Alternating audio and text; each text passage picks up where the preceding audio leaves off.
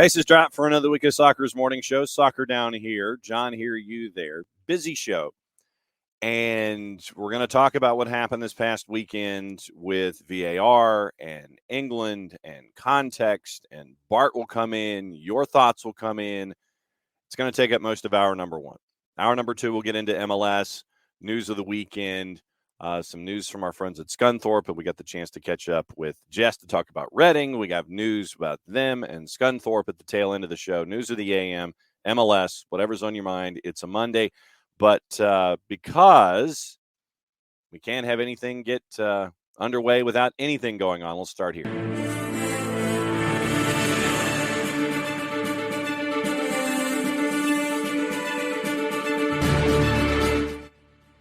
We're going to get into hirings and firings, I think, for opening kickoff. But let's start things off with hirings. Morning, David.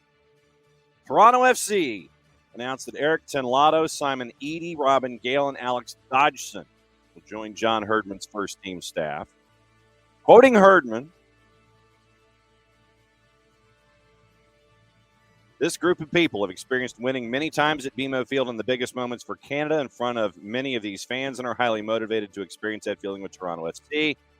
We feel privileged to be able to work for the people of this city and will, as always, give our all to bring the success our fans deserve, end quote. You know, and I thought that I hit the loop. Man, you sit there and you hit a button and you're thinking you're doing what you're supposed to do and then you don't. So there we go. Tenlato joins as assistant coach performance lead. 5 years Canada Soccer assistant coach. So Herdman's number one. Part of the technical staff of the Gold Cup. Assistant coach U17. Head coach of Canada's team at the CONCACAF U15.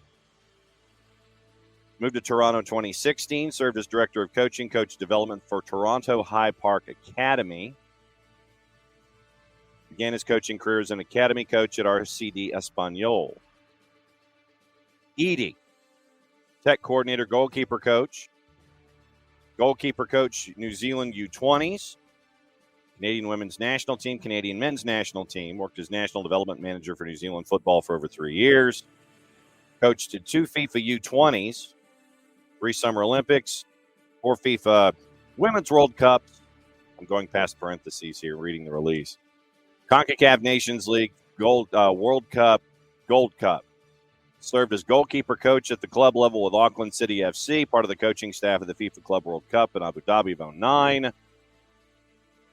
As a player, he holds a senior 3 in level Oceania. Gale, performance and wellness. She'll focus on developing and monitoring the team's cultural framework, performance plans for the first team players. Mental and cultural manager for Canada Soccer. Dodgson joins scouting and analytics, Canada Soccer. Herdman has retained Terry Dunfield as an assistant coach. So there's a lot of Canada Soccer that's mentioned there. A lot of Canada Soccer. New Zealand, Canada Soccer. Congratulations to the first staff. Man, I wish there was a better fade button. So there's a lot of Canada Soccer. A lot of Canada Soccer. Just saying. So congratulations to Toronto FC and the new John Herdman staff. Bam. Well, it's now 12:10, and I made it to halftime. Made it to halftime, saw the axe at halftime, fell asleep. 90-86 final. I've got to go back and watch the second half. Collingwood wins the title 90-86. Morning Pars.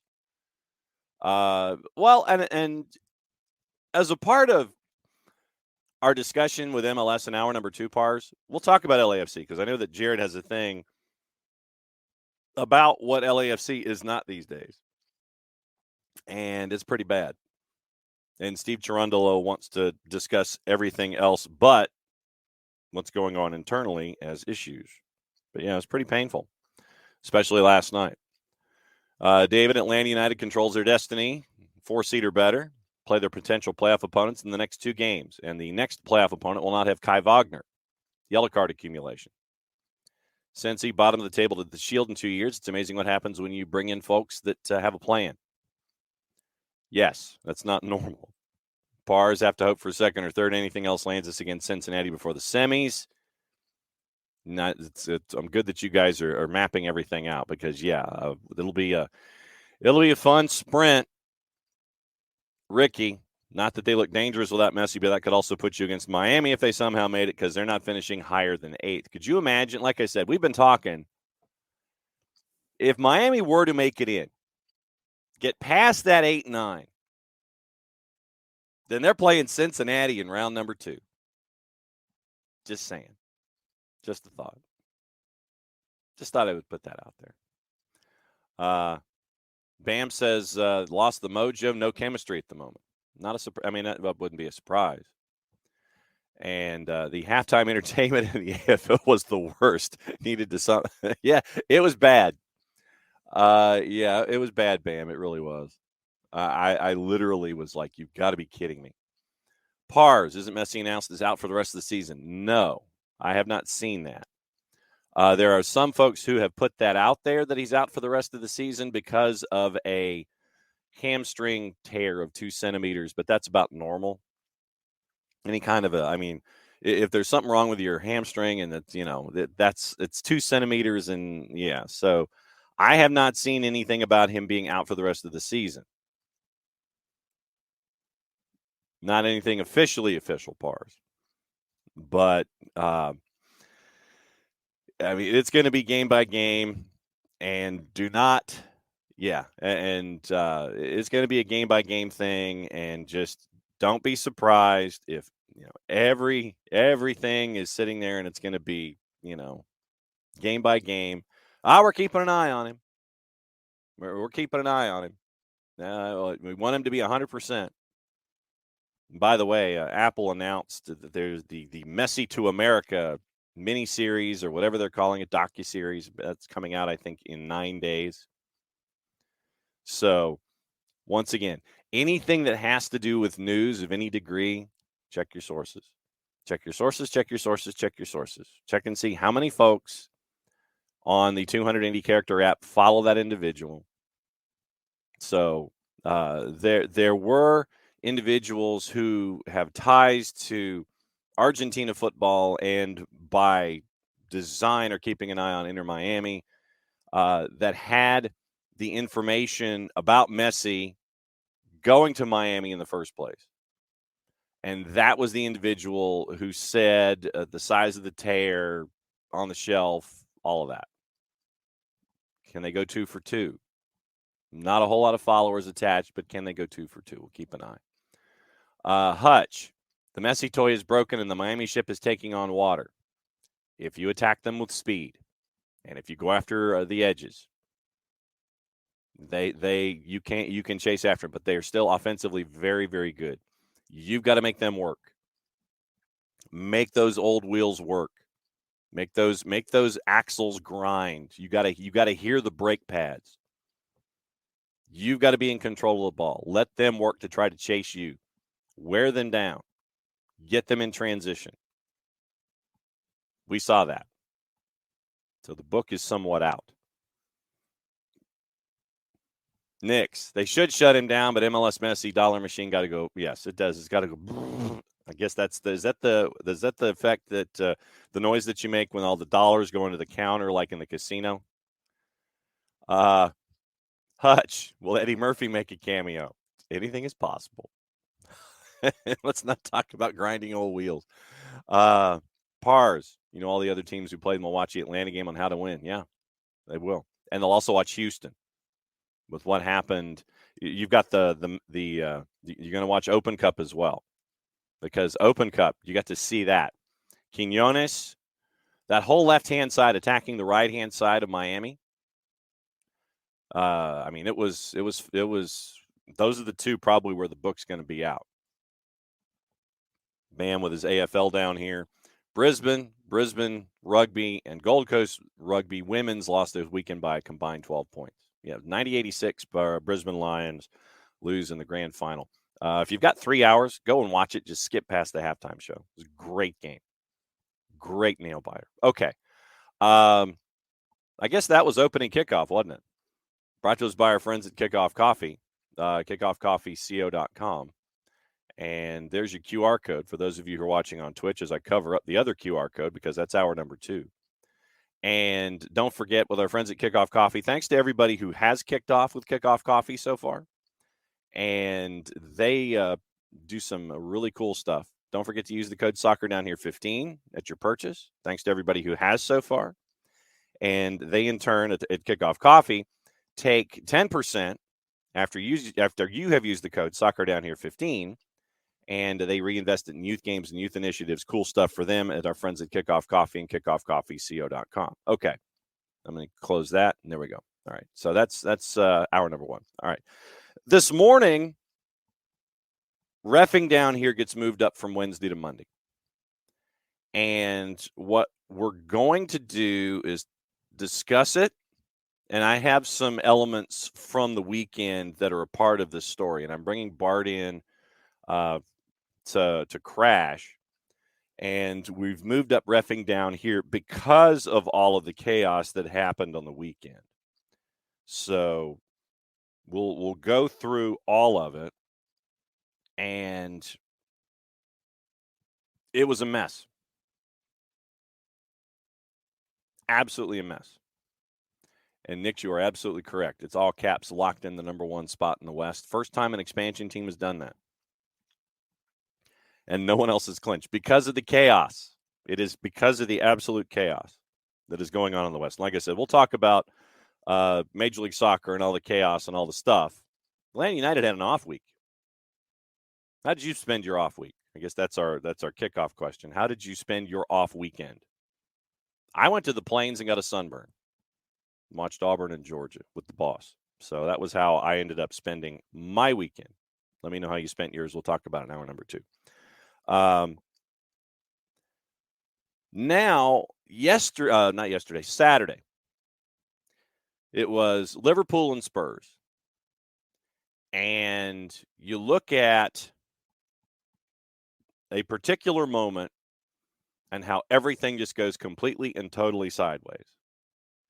And like I said, we'll go through that. We'll go through the events, and we'll lay everything out. We'll get your thoughts on VAR because I want this to be a discussion, a constructive discussion. While, yes, we will yell and scream and rant and rave about it, we need to have a constructive conversation about it so we can look at it and continue to work forward with it. So, Liverpool and Spurs, here is the moment in question. Here's the moment in question. Once again, it's brought to us by our friends at NBC Sports, the Premier League, and the USA Network. So here is the moment as it happened that didn't turn out to be a goal. Being rolled up here to Luis Diaz. Porro has stayed with him. Diaz got a shot away and scored immaculately, only to be rendered despondent by an upraised flag. Of course, that'll be checked. Yeah, well, it was a finish. It certainly was. I'm just going to have a look. I'll tell you what, he's onside. He's on. This is going to count.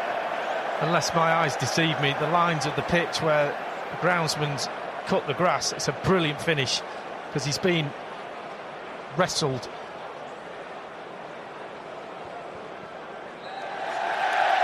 He is offside. It's a deceptive angle. Am I seeing things there? No, Lee Dixon, you weren't.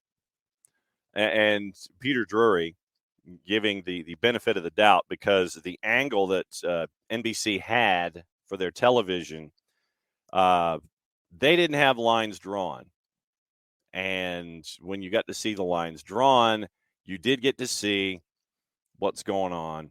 And it was definitely, it should have been a goal that counted. So that happened. Then here's your post game. Thanks to Liverpool, their own selves. Here's Jurgen Klopp discussing what happened in the grand scheme of things. Does that help now? We had that situation in the Man United game. Did Wolves get points for it? No. We will not get points for it, so it doesn't help. I think what everybody wants, that nobody expects 100% right decisions on field. But I think we all thought when VAR comes in, it might make things easier. I don't know why the people in the VAR are they that much under pressure. Today the decision was made really quick, I would say, for that goal. Pretty sure that whoever did that, made that decision, didn't do it on purpose. It didn't take extremely long to come to the conclusion. That's a bit strange, but that somebody else has to clarify that. I have nothing else to say about it. Again, whatever I say here is just creates headlines, but doesn't help the situation at all. So that's Jurgen Klopp after the match. Now, then you have this admission from the PGMOL after the match. And here was how it was brought about live-ish. I think this was done literally as the PGMOL brings out their apology, however you want to break it down. So here's how it was on Sky. Kelly Cates running point on the discussion, and you could pretty much tell who else was a part of the discussion. PGMOL acknowledge a significant human error occurred during the first half of Tottenham Hotspur against Liverpool. The goal by Luis Diaz was disallowed for offside by the on-field team of match officials. This was a clear and obvious factual error and should have resulted in the goal being awarded through VAR intervention. However, the VAR failed to intervene, and this is why we couldn't get the shot of the lines being on the situation. PGMOL will conduct a full review into the circumstances which led to the error.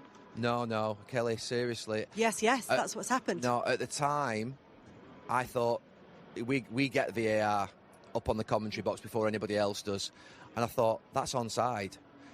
And then all of a sudden, you just hear in your ear... You get a preview of the pictures, don't you? We get a preview of the pictures up on the gantry, and we get the actual commentary from the VAR officials to the referee. And all of a sudden, you're like, check complete. You're like, what? No lines. It was so quick. And then obviously, you've slowed it down at half-time. It was too quick, and something was obviously wrong. That is unbelievable. That is a bad one. Really, really... I mean, they said significant... That is very significant, and I think, to be fair... It makes you wonder how many others they've got. Oh, no. There's a couple in the last few weeks that I just thought haven't been right, and I've been actually asking us, have we got the right cameras at these stadiums? We never seem to be in line anymore. We've always been in line. Now, that was the discussion from Sky. And the reason that you didn't get the lines is because, check complete, boom. Now, element number 4.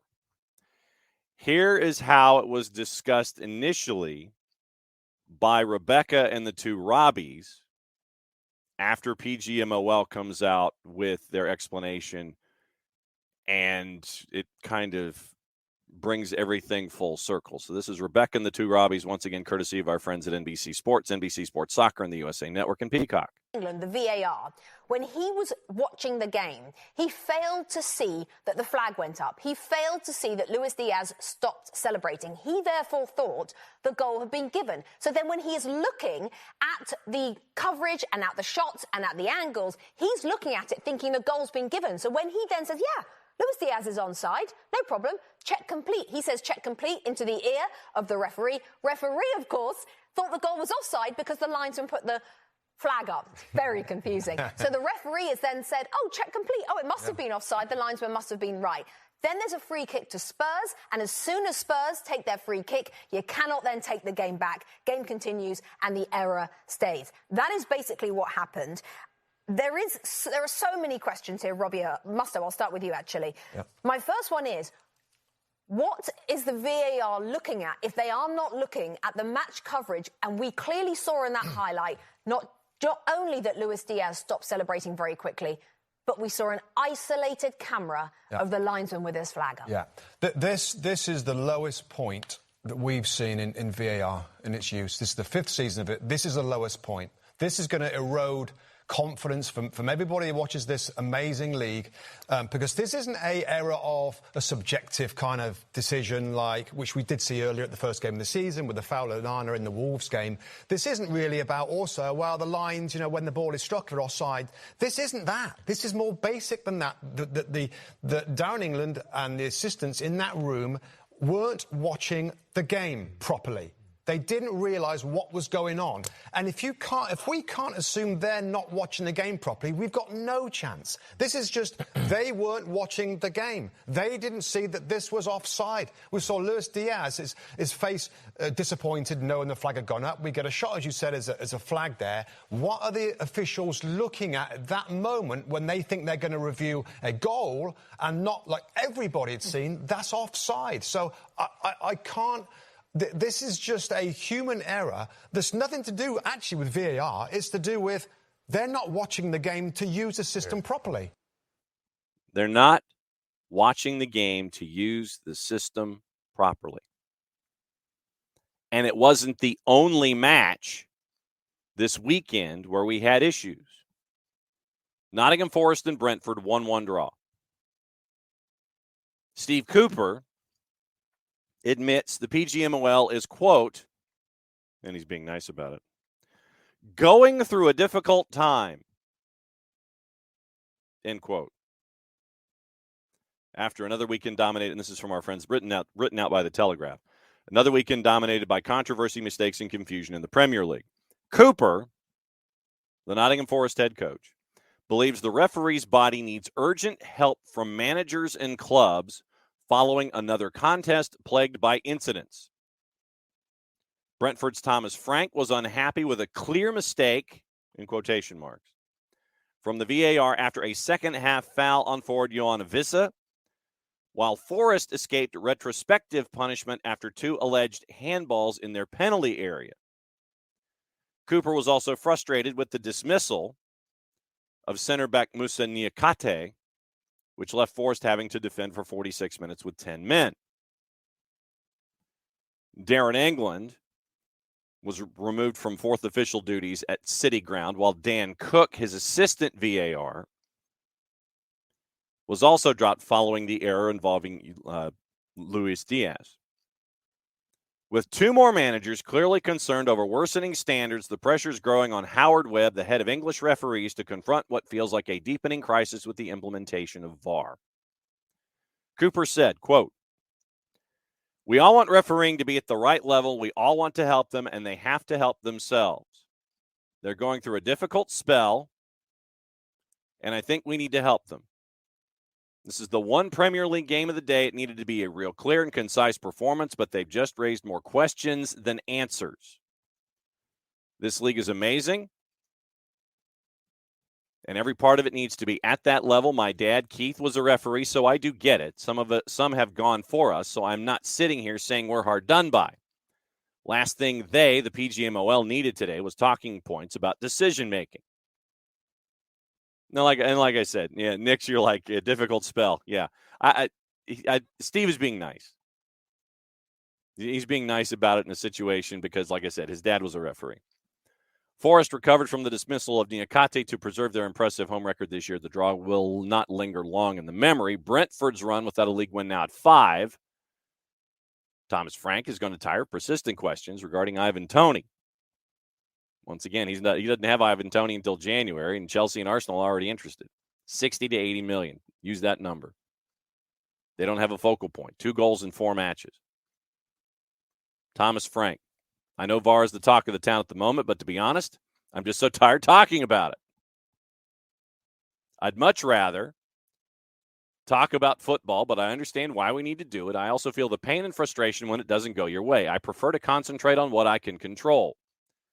Since the start of the season, we're just in that spell where we can't get over the line in terms of winning games. It's just a matter of time before we get over the line and get some wins. But once again, the end of the article, the postmortem will have centered on officials, to frustrated managers, and bamboozled supporters. Bamboozled supporters. They've been bamboozled, I say. And since it is the bottom of the hour, it is time for the early version of reffing down here because we had to do this. I had to do this. I had to bring Bart in 2 days early because of all of the chaos that's going on. Hello, John. Yes, it is. It is chaos. Man. All right. So what I did in the first half hour was try to set up everything as best I could with the goal in and of itself from play-by-play, then the reaction from Jurgen Klopp. Well, he didn't want to talk about it because nothing was going to change. Then the reaction, once PGMOL makes the mistake, they recognize the mistake, then the analysis going forward. So Hutch is asking you, sir. He is asking Nay, calling out. Make it make sense, Bart. Well, I think the legitimate problem here is, as we've seen with VAR multiple times now, they have the technology to get calls like this correct. They do. We don't necessarily even need the semi-automatic offside line. I think that would help in this case, but we can talk about that later. Yep. They have the technology in the Premier League to get these calls right and be very confident that they are right. The problem is when you don't use that technology, then you're not going to get the call right. And I think, again, that's the frustrating part here, where it's another example of the VAR process not being even used in something that is at this point now commonplace. You hold for a second to check to make sure the goal is or isn't, especially in that particular case. You go through everything, then the flag comes up. Okay, great. Now we have time, especially because we disallowed the goal, to say, okay, wait a second, hold the kick, let's check. And all you have to do, I think, at first is just watch the replay back and go, oh, that looks a little fishy, right? That should be a trigger in itself, because it wasn't – you watch one angle and you're like, oh, that actually maybe is a little tight, So at that point, you need to initiate the process of drawing the lines. You need to initiate the process of fully reviewing it. And that's where I don't know how they skipped all of that, because that to me feels like it's a no-brainer in the process of what VAR is supposed to be used for. Okay, so here was once again as it was laid out on NBC Sports. Here's how Rebecca explained it. So here was the beginning of the discussion. I'll play the beginning. I'm not going to play the whole thing. Here was how apparently this went down, and it's crazy. Darren England, the VAR, when he was watching the game, he failed to see that the flag went up. He failed to see that Luis Diaz stopped celebrating. He therefore thought the goal had been given. So then when he is looking at the coverage and at the shots and at the angles, he's looking at it thinking the goal's been given. So when he then says, yeah, Luis Diaz is onside, no problem, check complete. He says check complete into the ear of the referee. Referee, of course, thought the goal was offside because the linesman put the flag up. Very confusing. So the referee has then said, oh, check complete. Oh, it must have been offside. The linesman must have been right. Then there's a free kick to Spurs. And as soon as Spurs take their free kick, you cannot then take the game back. Yeah. That's it. I mean, he was on his phone, I guess. And that's the thing, right? My other question, though, is from the on-field side of things. This is where I do want to make sure, I'm curious as to why the on-field officiating crew, be it the fourth or be it the center referee, can't say, hey, check that for the offside. And the question needs to be, was he onside or offside? Not goal disallowed or goal allowed. Was the player offside or was the player onside? Yes or no? Okay, so we're disallowing the goal. That is to me the process that needs to be going through. Because I will say something that I think MLS gets right more than the Premier League. One is the on-field officiating crew has more control in these types of scenarios. Now, obviously, we do not have the offside line technology for the VAR to draw the lines and say, yes, he's on or off. But we do have the ability to, like, the process goes, is he onside or offside? Yes or no? Okay, great. The goal is allowed or disallowed. And that's the problem with this VAR situation here is you have a goal go through. You put the flag up. So the check needs to be initiated, to me, not necessarily from the VAR, but the question needs to be asked, was he offside? We need to ask not was the goal good or not. We need to, and this is where I think we go back to the Women's World Cup, right, John? You heard referees give on-field decisions, say, after review, the player was in an offside position, no goal. Or after review, there was no handball, no penalty kick. That might be something. That buys you time, too. It does. You say, okay, because you have to go through again and say, okay, this is the call that we did. And this is something that, we do at the basic level. If I'm an assistant referee if I'm a center referee and my assistant referee puts their flag up for something that I think is a little like, okay, was he onside or offside? Or, the classic case of a player going back to the GG goal from last week, right? Well, I would have had to go over, talk to my AR, say, hey, was he in an onside position? Yes or no? I have to say, okay, well, I think he hit it or didn't. The conversation is there, not just drawing lines. So that's where I'm confused why, again, the Premier League thinks that they are so high and mighty and better than everyone else. They can't just do basic things right, like start the conversation about what this decision needs to be. Howard Webb, and this was something else that came in that I thought was interesting, and I'll put it to the side as a part of the discussion. But Howard Webb then, and Liverpool understandably is hot. Liverpool lost points on this. Like, let's be real honest. They lost points on because, the refs cheated them twice more. I'm kidding. They did not cheat. Liverpool fully deserved the red card. That's the Arsenal guy.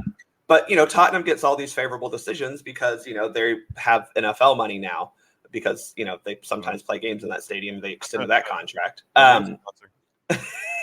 But no, Liverpool lost points on this, like legit, right? That could have been a goal that, we don't know for sure, but that's a goal that absolutely makes a game like this change and different. And if you're defending a 2-1 lead, I think at that point it would have been 2-1, right? Or was it? No, at that point it would have been 1-1. Yes, right. Yeah. At that point it would have been 1-1.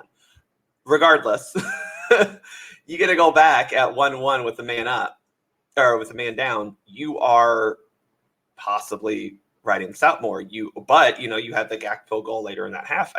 It's not like for sure, but you had a goal disallowed in a game that you lost 2-1. And it's really hard to argue that you wouldn't have got points from this game. And Liverpool deserves to be upset. Like, honestly, they don't deserve both of the red cards are red cards. We can talk about that if you really want to. But this offside decision absolutely affected the outcome of the game.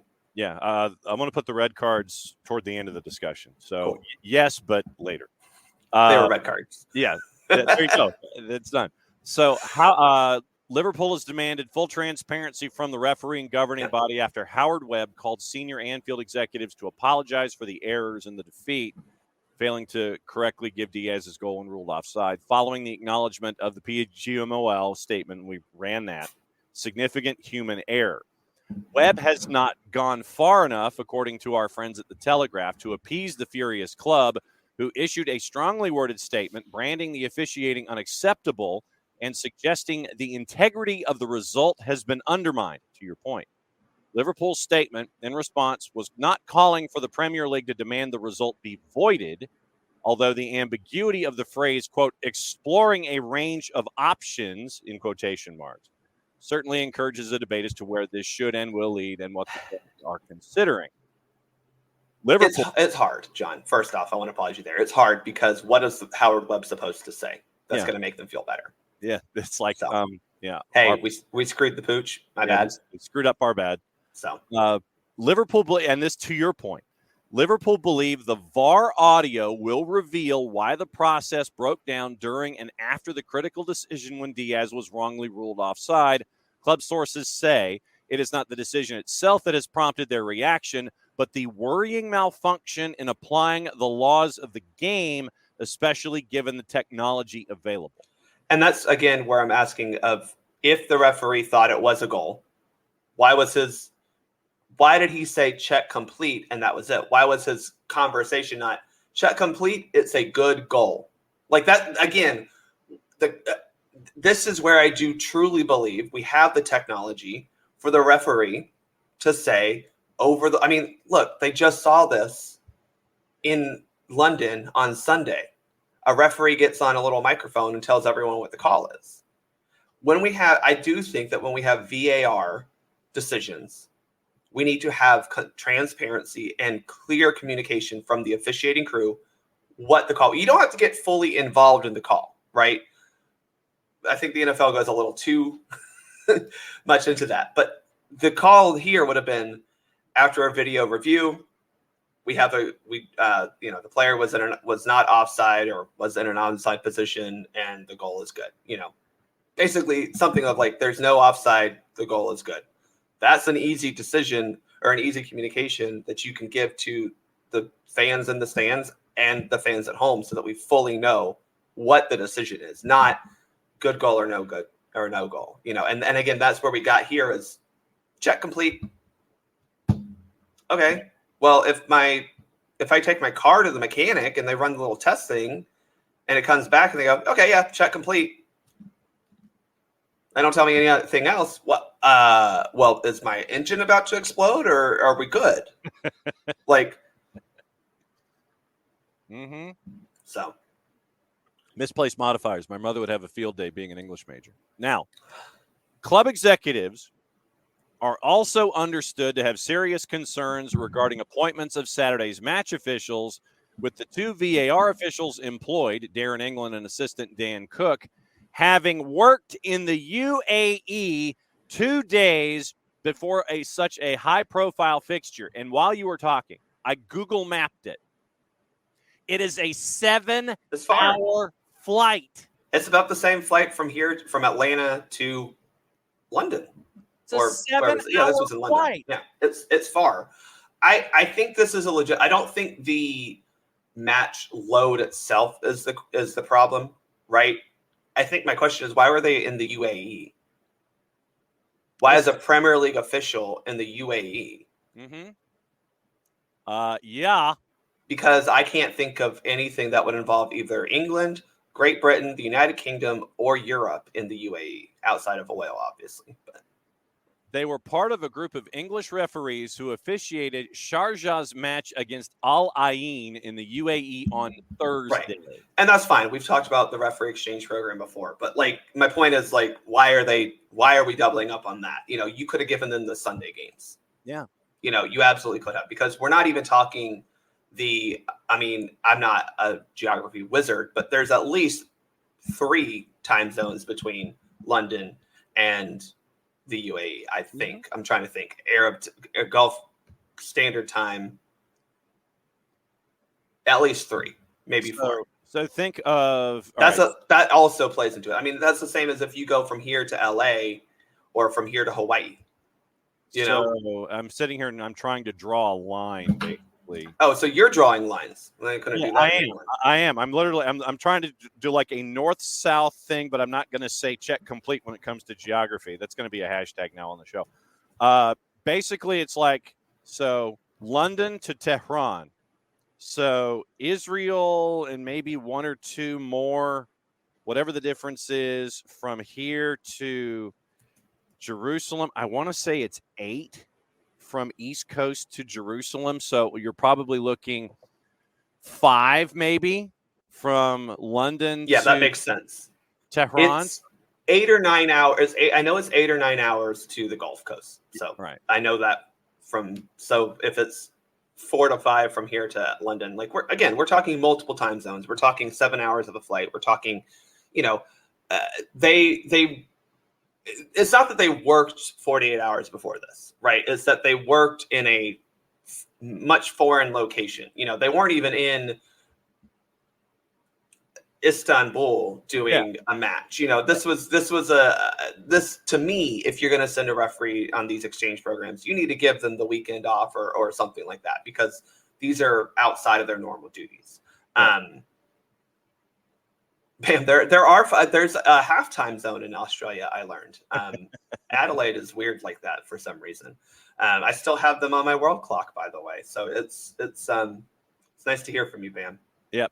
England, Cook, Michael Oliver, and Stuart Burt were given permission to take charge of the league match in the UAE after an approach was made to the Football Association. And again, we don't have a problem with that. No. A Premier League chief executive told the Times, quote, "There must be an issue around fatigue for these long journeys in a short space of time. We have absolute trust in the integrity of our officials, but from a fan's viewpoint, it is important to remove any possible suggestion of a conflict of interest by a referee being paid to cover a match in Saudi Arabia or the UAE, where the league there has the same ownership of one of our clubs." Everybody's looking at the Manchester City thing. I was looking specifically at a 7-hour flight both ways. I think to insinuate that there's some sort of Man City connection here is I think the connection is Man City was like, the owners probably said, hey, let's do this thing, not to ruin Liverpool or Tottenham. Yeah. Because the problem here is Liverpool and Tottenham are both challenging Man City for a title. So if you're going to do this, it would be a Liverpool-Burnley game where JJ Watt's team gets the advantage, Yeah. Sorry. Kalia Watt's team. We're going to call him Kalia Watt's team. Telegraph Sport reported last week the Saudi Arabia Football Federation approached leading Premier League referees, including Michael Oliver, about the prospect of transferring to work in the Saudi Pro League.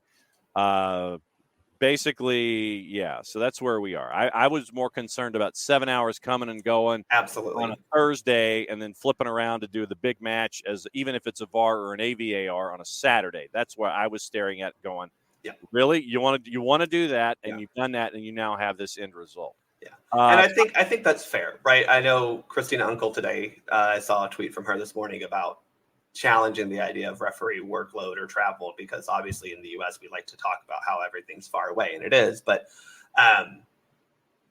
this is an extracurricular activity. Mm-hmm. This is a school field trip. Yes. So to expect them to be fully ready to go the next, within 2 days after is a little. You want to be ready for class after a school. Yeah, this is when WVU basketball players have to go play at Texas Tech on a Wednesday night, and they come back and they have a test at 8 a.m. on Thursday morning. And believe me, I had to train kids for that, and it never went well. So Yes, Tafka. If he thought it was a goal, why did he not speak up when the restart was not at center circle? It's not even as hard as we're making it. If he was confused about the ruling on the field, the resulting restart would have made it clear in the correction. Again, I think the problem is he's not paying attention to the game. Yeah. And so for him, he also may have thought, oh, they kicked off already, but there must be a penalty or some sort of foul, So I agree with you, Tafka.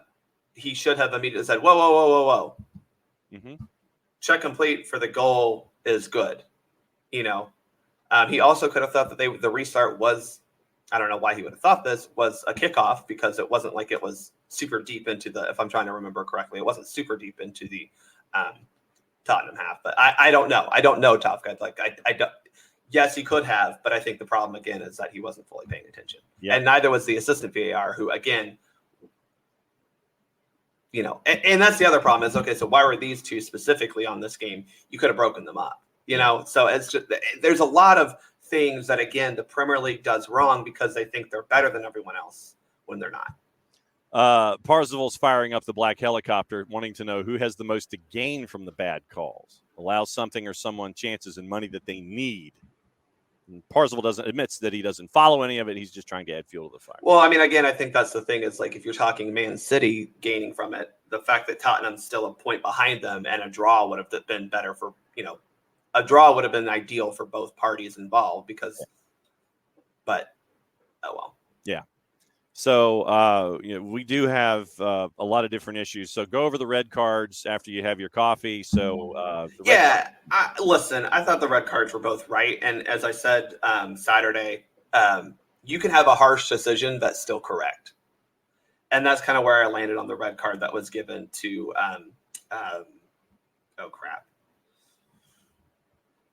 Curtis Jones. Sorry, I had to remember his name. It looks really harsh, and I think this is one instance where I do agree that like when you have VAR review slowing things down, it looks worse than it is. But it's really hard to argue with studs going above a guy's ankle, right? Yes. And that's kind of that line of demarcation is like when we're going to the point where your shin guards are, covering your shin like that, we're going to get into problems there.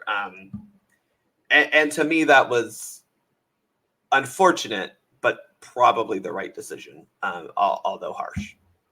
When you have discussions with your ARs, when you're in the center, and you have discussions with your ARs, mm-hmm. How do you avoid having a rushed conversation, but still have the conversation satisfy the topic that you're trying to get to? Because, I mean, this sounds like what we're talking about over this past weekend. It's referees not paying full attention in the booth. At the same time, adding a lack of a modifier to your sentence structure, which causes a double cascade of events to go wrong. How do you have a meaningful conversation and do it quickly, I guess is what I'm trying to ask. So this goes back to referee training where you're taught, and this is, again, the whole point of referee training is that we all have a base knowledge in mechanics, right? In theory, we're taught to have information to present to the referee. And this is whether it's an offside call, whether it's, hey, I think there's a red card. Hey, I think there might be a yellow card. You need to have information for the referee when this stuff happens. So, for example, I had a young referee, good referee, not put his flag up for an offside. Everyone's screaming, hollering, yelling, it's offside. I go over, I said, hey, was he in an offside position? Or was he this or was he that? I asked questions and he has the information to give me. But I, as a center referee, also have to understand, okay, what was the order of operations? What was the sequence here that happened? So why would a offside flag been raised or not? Why would the referee, the assistant referee be calling me over? Like, I have to kind of think all these things through before I go have that conversation with them. So that it is on the center referee, but the assistant referees need to have the information. So, I've had instances where a referee puts his flag up and calls me over, and we do this thing where we point to our shirt pocket to kind of indicate, hey, we think there's a yellow card. And I go, okay, so what happened? What player did what?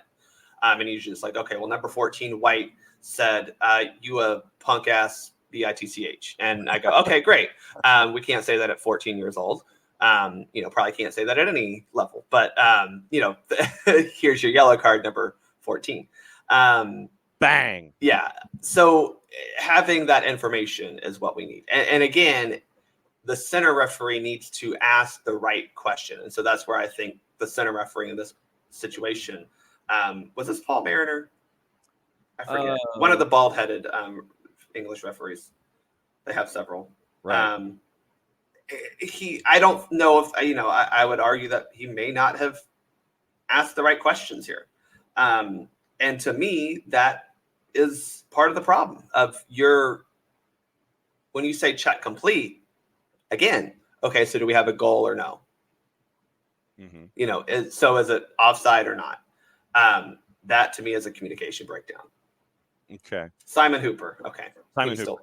He was still bald. So yes. So yes, it was a big mix of all of them.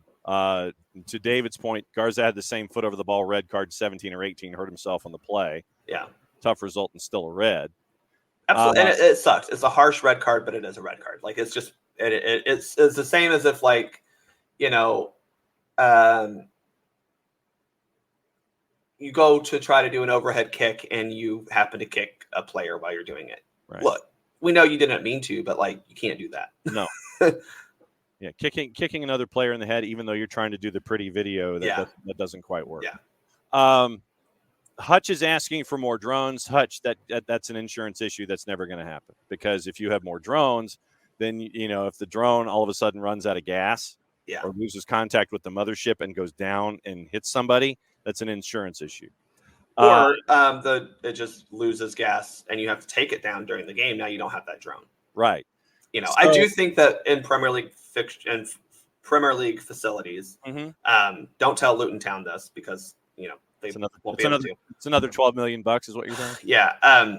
I do think that we've talked about this in MLS, right, where we need cameras actually on the goal line. Yes, I do think that would help, and I think that alone would help with getting better angles. You have one on every sideline, you have one on the center line, you have one, as well as the other. You need to have 1, 2, 3, 4, 5, at least 5, plus I think they have to have 6. I think it's 6. I'm not entirely sure. Other camera angles to make sure. So, Yeah. And once again, it's also venue dependent because of the facilities being what they are and the camera well having to be placed inside the venue as it sits without taking away from the fan experience. And that's why some of your angles are more slashes. And we use that as a TV term because it's at a 45-degree angle to the field of play. Right. Instead of, right there at the 30-yard line or the 40-yard line each time, or 2 at the 50, and you can sit there and take your cameras and spin them out at 45-degree angles and have your full look. Yeah. We can't all have Buck McFarland, driving up and down a sideline. No, we can't. Hutch, and if you had him fixed on wires, there have been instances where the wires have snapped and cameras have caused damage to facilities. One NASCAR event comes to mind where they had the spider cam and it snapped off the spider cam and it fell and the camera broke, and that's a $70,000 camera and the wires, and they had to suspend the race to fix the camera wires. So I think what we're looking at here is something along the lines of Cyclops technology in the field of play, because in the Premier League they do have goal line technology, and they have the vibration sensation for your center ref when it comes to yes, no, not going to happen. I think Cyclops is what you need, but it is cost intensive to do that kind of stuff. And then if it's cost intensive in England, it's cost intensive here in the States. And how you're going to afford it. And if somebody's trying to build a better mousetrap, then you're probably selling yourself short when it comes to that kind of technology too. So what do we do, Bart? I think you don't let English officials officiate. And you don't let them go to the UAE. You definitely don't let them go to the UAE. No, I'm just joking because the Premier League officials think that they are the God's gift to officiating, and they aren't, to be just quite honest. They're not? They're not? No. I will say it's because they refuse to accept criticism. They refuse to evaluate themselves. They refuse to, I don't want to say refuse. They're reluctant to do these things and try to get better. Whereas, other countries and nations do have the introspection to try to become, to understand that other things might be doing it better and they can adopt those. That's what I'll say. So what was the last episode of Soccer for USPOD for those that need to go back and listen? So we put it out last week. You can go listen to talk about the U.S. women's national team friendlies.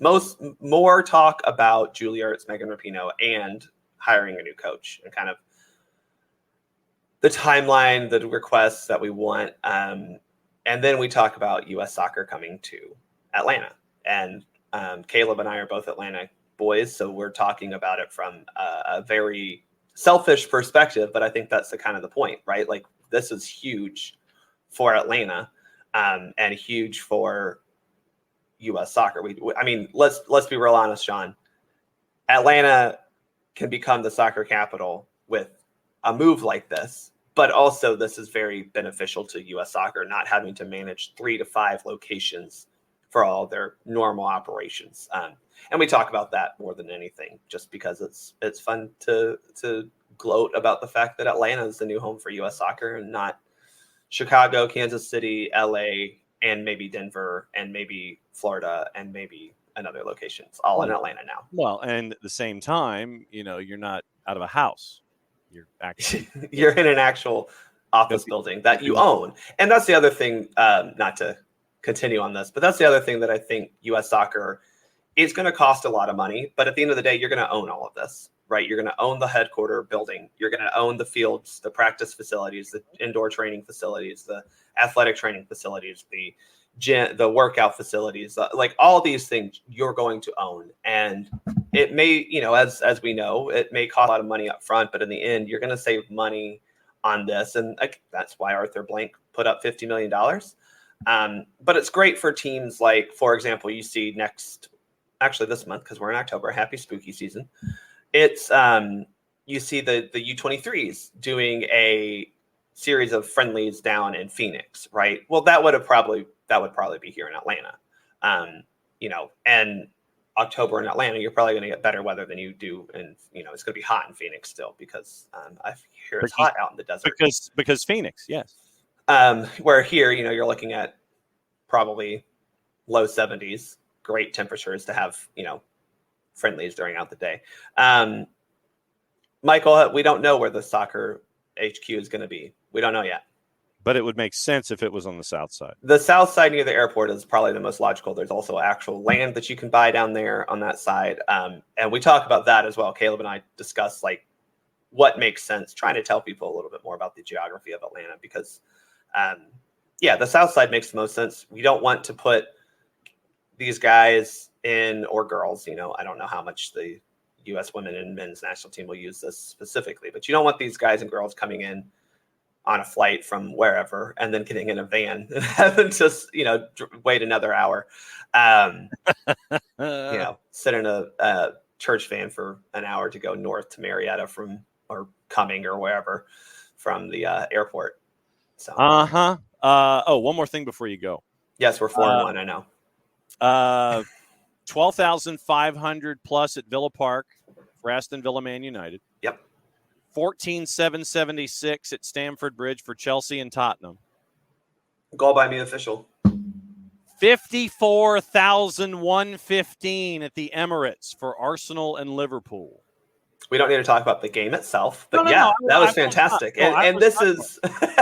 This is good, right? And I think this is where I'm at with the attendance figures for women's soccer. Is I'm still, and I'm sorry to say this, I'm still loath to go all in on playing every single match in the Premier League stadiums, because I think we've seen over the course of a season, you're not likely to get 12 to 54,000 every match. But the opening weekend, that needs to be in every Premier League stadium you could possibly put it in, right? And if you do anything like Arsenal did, which was just encourage people, they were advertising during the men's team's games, you're going to get people come just because they love football. They love this club.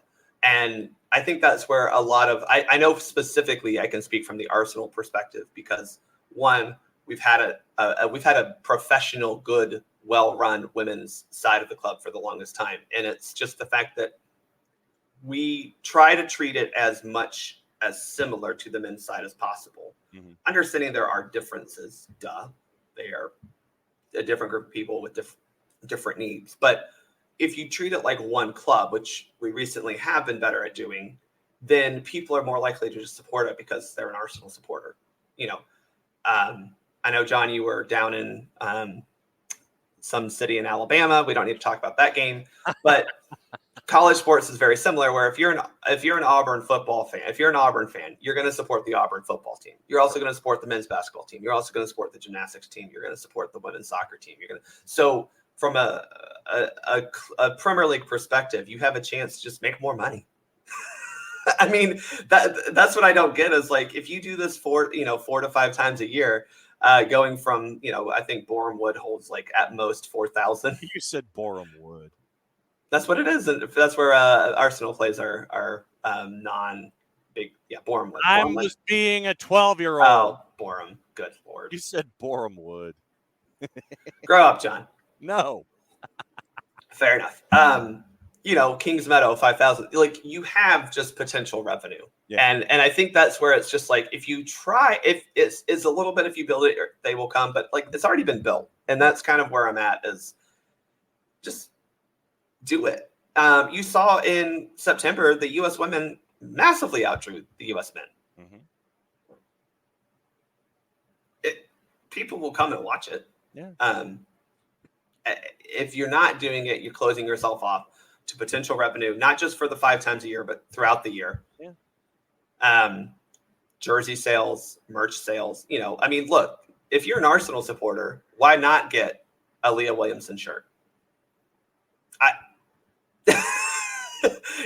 mean, if you're a City supporter, Mary Earps jersey. Right. If you're a United supporter, why not get a Mary Earps jersey? If you're a City supporter, there's multiple girls you could get their jerseys of, as well as, if you're an Arsenal supporter, you got Bukayo Saka and other guys. But you're going to get these high profile athletes. You want their jerseys. Well, the women are just as available there. I mean, you're losing out on potential revenue. And that's just where I'm no businessman, John, but I feel like the potential revenue earnings would be something they'd want. Just saying. You're back on Wednesday? I mean, I guess we may have more reffing down here. Who knows? We've got matches today and Tuesday. So you ain't kidding, brother. All right. He's Bart Keeler at Bartimus Prime 19 at Soccer for US POD. Buy the man a coffee, won't you? Because he's going to buymeacoffee.com/soccer for us pod. What he said. Bart, we'll catch up with you midweek. Bye, y'all. All right. That's Bart. Yes, Hutchie is speaking the language of business. The language of business. That is exactly what he's doing. When you do good business, good things happen, and it comes back, and it gets to hang out with you tenfold. That's what we try to do here. And, by the way, since it's hour number 2, that means we get to do this. We get to read a promo. Has to do with our friends at Eliminize. Rotor-free, clean, fresh air, one place you need to go. It's Eliminize service. Eliminize deodorizes enclosed spaces like houses, apartments, and condos, created a customized solution that eliminizes all organic odors, including those like pets, cigarettes, and food. Realtors and property managers use the Eliminize service to eliminate bad odors to help them sell or rent their homes that much faster. It's a turnkey process. Thank you, Ricky, for telling me what that is. Makes it easy to work with said realtors and property managers. Kind of the environment, that much I do know about. Go to see us out at the curb on Sunday night, getting ready for Monday morning when the recycle guys come over at like 7 o'clock in the morning before the school buses do. They make a lot of noise. But we have a lot of recyclables. Offering a green way to get rid of odors without any kind of toxic residue whatsoever. Different than Febreze or other masking agents that you may have either below your sink or above you in the cupboard. Because when you reach underneath the sink or above you in the cupboard, you grab out that masking agent. You spray the masking agent in the air. There's a reason they call it a masking agent. You're just masking the odors. You're not attacking the problem all the way down to the molecule like our friends at Eliminize Service do with their proven scientific formula. Pricing very, very easy, either by the cubic foot or parts per million, and come up with a price that's affordable for you. Offering results in 24 hours or less. If you have any questions, frequently asked or otherwise, go to the website. This is where I grab my pen. Full homework assignment, eliminize.com/Atlanta. There's the QR code over my left shoulder for those of you who are watching on Twitch, on Facebook, and on the 280-character app. Full homework assignment, eliminize.com/Atlanta, so they know what part of the world that you are requesting their presence from. Go into a sentence and a preposition. ELIMINIZE.com/Atlanta, eliminize.com/Atlanta. Eliminize Service, proud sponsors of everything SDH here on a Monday, where we're talking stuff. All right, hour number 2, we were going to go through the results in Major League Soccer that did not involve Atlanta United. So that's basically everybody, since Atlanta United had the weekend off. Knicks, congratulations, and hopefully the celebration for the now 22-year-old went well. I know, 22, like that. 22 years ago, it was 2001. And I was still in television news in 2001. Had another 2 years in television news before I broke out.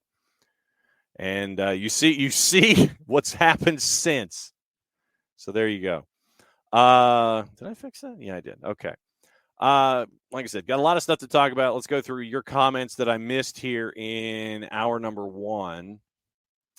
And let me see what did I miss? See if I missed anything from you guys. Yeah, Nick's crazy and all caps locked in the number 1 seed. No one else is clinched. Yeah, we'll get into that coming up in just a sec. Yes, St. Louis in the CONCACAF Champions Hemispheric Extravaganza will be interesting. Be very, very interesting. Rich, as a Carlton supporter, Collingwood winning makes you very upset. Understandable. And yes, Nick, the explanation for the error was mind-boggling. And that was why I wanted to go through it step by step this morning, because of all of the chaos that was attached to it. And I'm glad that Bart could drop in. Literally, with all hell breaking loose yesterday, and especially after what happened with Nottingham Forest and Brentford, I asked Bart, I said, can you come in 2 days early to talk about everything so we could advance the conversation? And thankfully, Bart was able to do that. So it was very, very cool. Michael predicted when VAR came into play that it was imperfect. I remain in belief that the system should be scrapped. So then, Michael, let me ask you this. Are you, when you would watch baseball, is it just let the umpires make the call and let the call be the call? I know that I'd like to sit here and just talk about Eric Gregg all day for the 37 out of strike zone strike calls he made in the clinching game with Levon Hernandez going up against the Atlanta Braves. But so my question for you, Michael, would be, do you just want umpires to do it? No review? Do you want officials to do it on the field? No review? Do you want the call to be correct? Even have the opportunity for review to fix a call that was wrong, even if it is even if it was against your team. So that would be my question. Michael, how would you structure it? Just so I know where you're coming from here. No review, nothing whatsoever. Let the game be the game. That's it. So let me know. One, because balls and strikes are not reviewed. Yeah, so let the game be the game. Whatever the call is what the call is. If it's wrong, it's wrong, because we're going to yell anyway. If we have review and it's reviewed wrong, it's still wrong. If we don't have review and it's not reviewed, it's still wrong. Right. But we have seen the calls are still not 100% correct. Right. And that's the human error element of it. And I think that's where you're coming from. Yeah.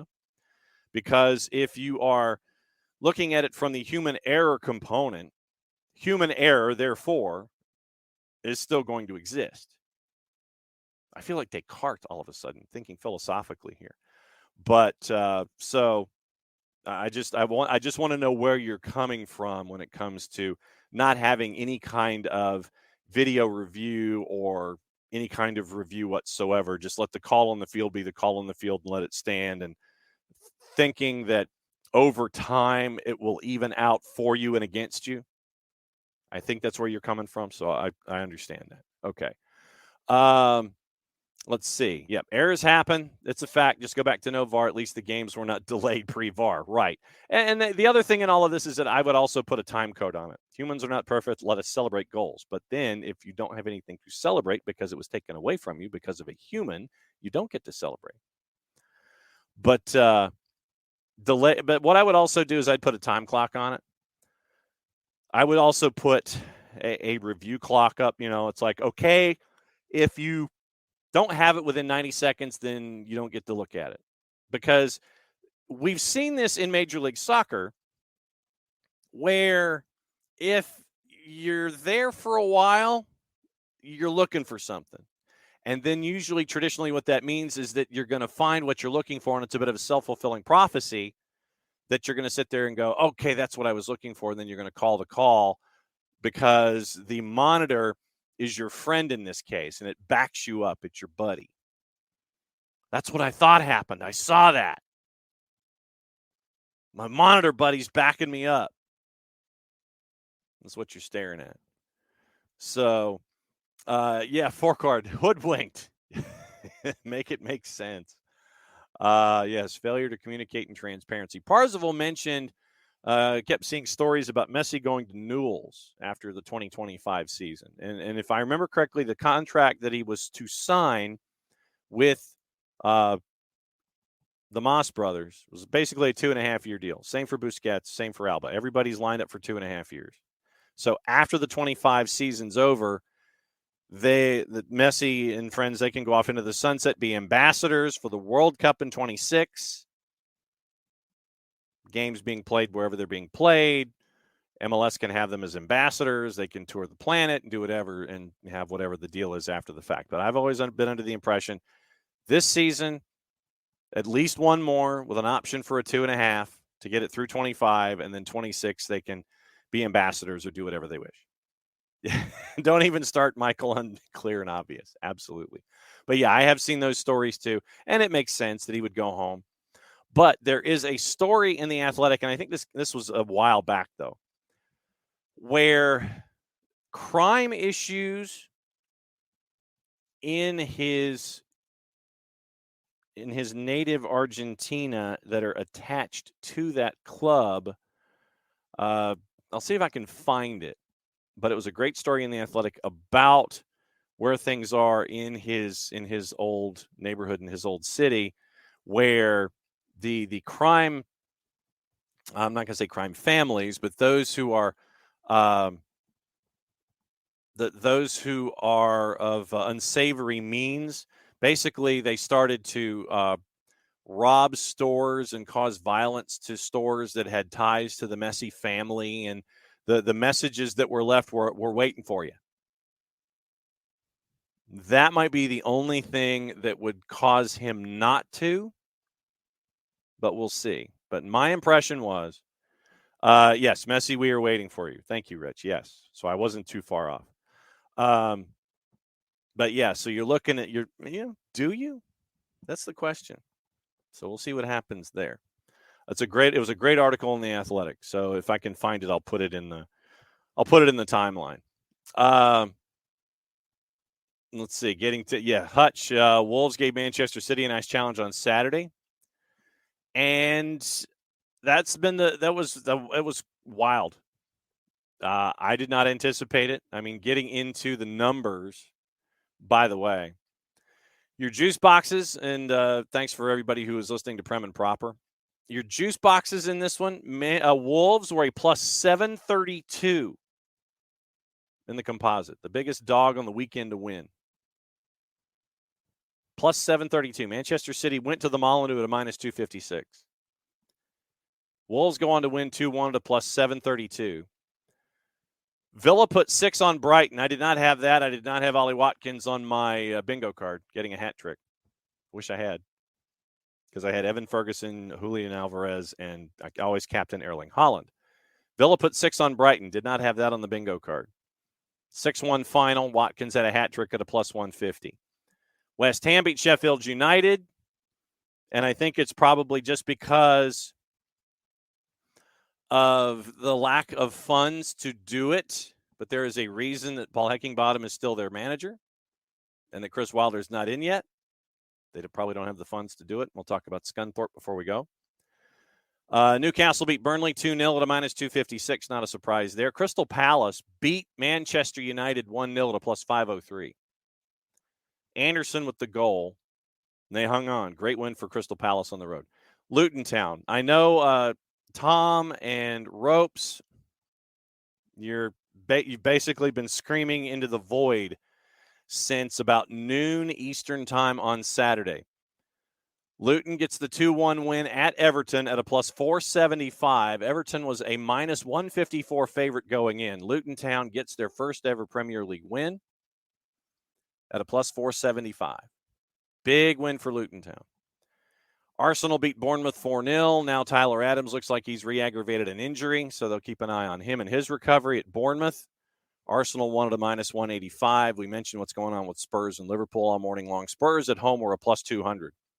And then Nottingham and Brentford, big result, shared result for them. We talked about the issues that they had with refereeing at a plus 220. So shared result for Nottingham and Brentford. So that puts your standings in the Prem since we're here.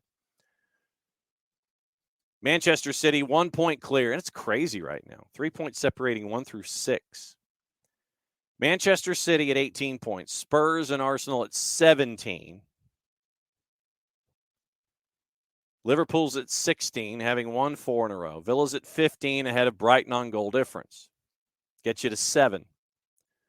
West Ham's at 13 points. Newcastle's at 12. Crystal Palace with the wins at 11. They've hit each column once in their last 3. Manchester United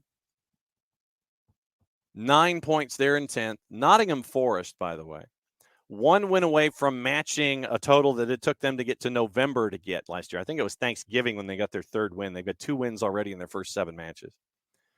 Fulham behind them in goal difference. Brentford right now, having drawn their last 2, they just are not. They don't have a dedicated score. I know they're trying to look along the lines of having Mbumo do it. They've scored 10, but it's in 7 matches. I mean, they have scored the most of anybody in the lower half of the table, but they've also given up 10. Brentford has only won once in their first 7 matches. Just haven't been able to get over the hump like we talked about Thomas Frank in the first hour of the show. Wolves with the win. Big win. Big win for them. They're at 7 points. Chelsea's at 5. They're in 15th, by the way. Everton, with their 1 win on the year, they're at 4 points ahead of Luton on goal difference. Bournemouth, Burnley, Sheffield United right now in the relegation zone. Not a surprise Sheffield United is there. I had them going down. I had Luton going down. And then it was going to be a battle with the 4 teams. And I think it legitimately is the 4 teams of the 6 teams that are at the bottom of that table. Wolves, I think, will be a part of the discussion. Everton will be a part of the discussion. Bournemouth, I think Burnley will have the talent. I think Bournemouth and Burnley, will have the talent. They have more talent than Sheffield United, than Luton Town. So it's that 3rd team is where I'm looking at stuff. Prem and Proper will be back out on Friday. Drew Dickinson and his diatribe, otherwise known as the 3D, will be back. We'll be back on the week. So that's where things stand in the Premier League. City is in Liverpool's fans' heads. That is without question. Without question. Yep. Gross negligence. Let's see. I know Rich. The U.S. Soccer Federation should allow the MLS, NWSL teams to change the names then. I think that, and I think that if you're in it for marketing, I think that that's probably what you end up doing. You won't necessarily be, X team tied to MLS. You'll have your own identity because all it is it's more gear. It's more marketing. It's a different marketing arm. It's a different way. It's a different revenue stream. So I don't know if you would have, because Bay FC is not tied to anybody. Boston's not tied to anybody. It's not tied to Robert Kraft. They have their own identity. They have their own revenue streams. Let them do their thing. Looking forward to that. And, it is sad. And that was what, Michael, we talked about it on a little bit on Friday. But like I said, that'll be the coda for today is to talk about it. I wasn't wearing my Scunthorpe jacket for 2 shows in a row. We got to talk about it with a little bit with Jess. When Jess came on, Jessica Charman came on in the 10 o'clock hour on Friday to discuss what's going on with Reading. Reading's fans threw tennis balls on the field in the 16th minute at the Burton Albion match. And it was pretty crappy. So, yeah, it's a really bad situation. Wow.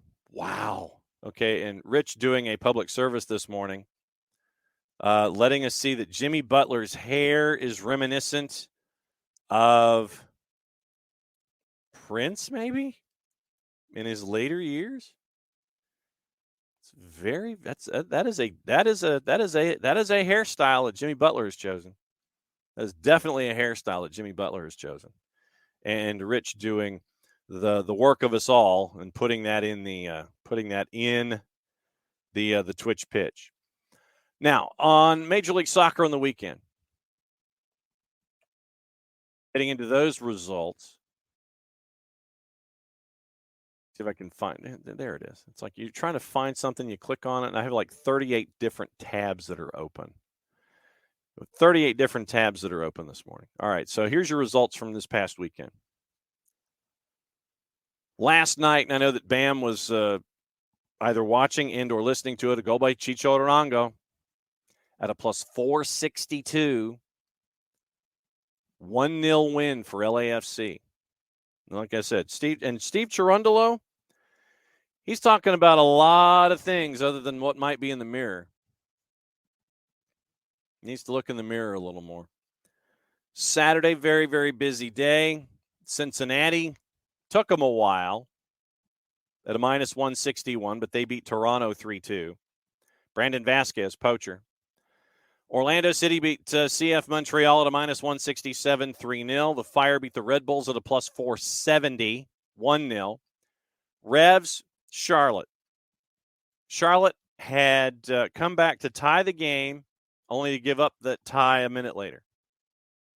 I think that pretty much just sums up everything from Charlotte. Revs won at a minus 119.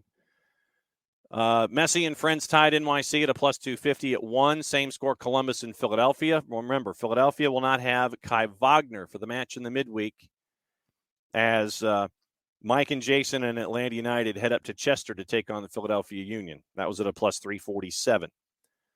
All caps. Took Sporting to the woodshed at a plus 106, put 4 on the board. Did not have that one on the bingo card. Nashville and Seattle, a goalless draw. We'll talk to Nico about this one on Thursday, get his thoughts on it heading into the weekend. Loons and Quakes tied at ones at a plus 313. Houston and Dallas. Houston coming off of their Open Cup win. Figured be about right. Quick turn, get in, get out. Hopefully no one gets injured at a plus 252. Rapids beat Austin. And Rich being neighborly, we'll post that in a second. Rapids and Austin. Rapids beat Austin 1-0 at a plus 114. Vancouver and D.C. was its standard amount of crazy. 2-2 draw at BC Place at a plus 319. You wanted standard crazy. Galaxy and Portland. 6 goals on the board, 3 for each side. Shared result of a plus 286. 7 draws in Major League Soccer this weekend. 7. 2 underdogs north of plus 450 got results. But 7 draws in Major League Soccer, all of them on Saturday. So that sets up your standings. I don't know about that second one, Rich. Western Conference. St. Louis, 10 points clear, 2 matches to go. All caps in the West. We're working from West back to East. St. Louis at 56 points. They've clinched the number 1 seed with 2 matches to go, 2 of their own. RSL is your number 2 seed right now. 3 matches to go, 46 points, and they have 1 more win than Seattle. RSL, since they got Chicho Arango, they have been studs. Seattle's in 3rd, once again, 1 win behind RSL. LAFC is now 4th at 45 points. Houston, same number of wins, but they're in 5th at 44. Vancouver, same number of wins as Portland. Zombie Timbers, by the way. Zombie Timbers are now 7th. Vancouver 6, Portland 7. Same number of wins. Vancouver's well ahead on goal difference. Portland's got 2 matches to go, though, so they've got to really take advantage of those 2 games that they have left. San Jose's at 42, Dallas at 41. That's right now your West. Kansas City could not afford that loss. Could not afford that loss. They're 2-8-6 on the road. 38 points. 1 more win ahead of Minnesota. Austin at 35 points, 1 win ahead of L.A. Colorado at 26 points got their 5th win of the year.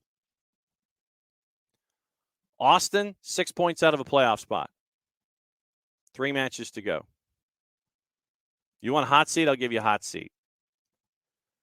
But right now, 3 points separate 2 from 7.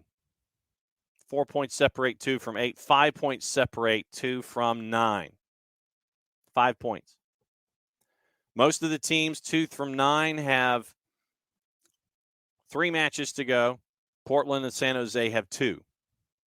Once again, they got to take advantage of their situation because they have one less match to play with. In the East, Cincinnati, they got the appetizer plate. 65 points.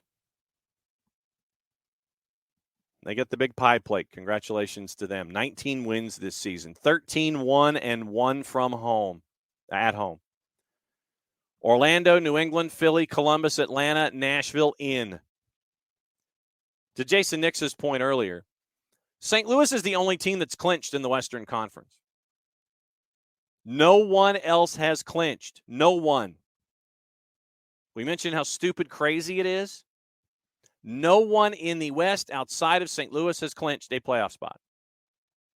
The East, however, completely different. 1 through 7, they've all clinched. Just don't know the where. Orlando's 2 at 54.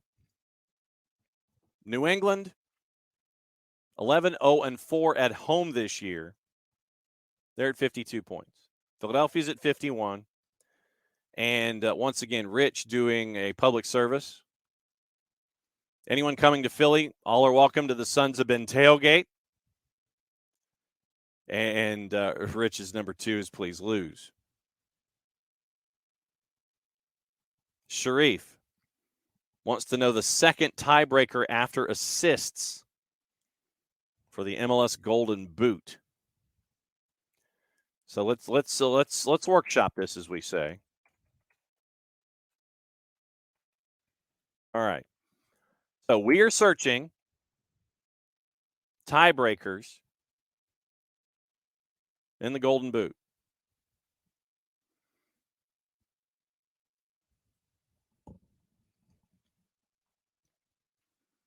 Acosta, Mukhtar, Gigi, all at 15.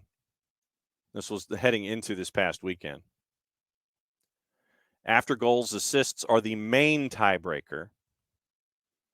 So now we need to know what the secondary tiebreaker is. You know, I love how it's like, main tiebreaker is assists. Yeah, no kidding. Tell me something I don't know.